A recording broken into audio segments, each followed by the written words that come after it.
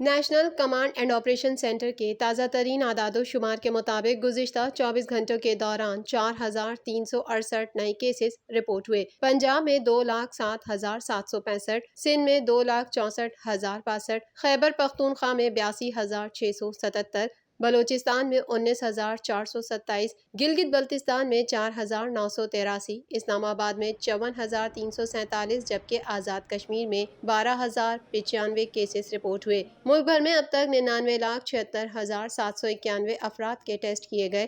گزشتہ 24 گھنٹوں کے دوران 42,418 نئے ٹیسٹ کیے گئے۔ اب تک 5,91,145 مریض صحت یاب ہو چکے ہیں، جبکہ 2,758 مریضوں کی حالت تشویشناک ہے۔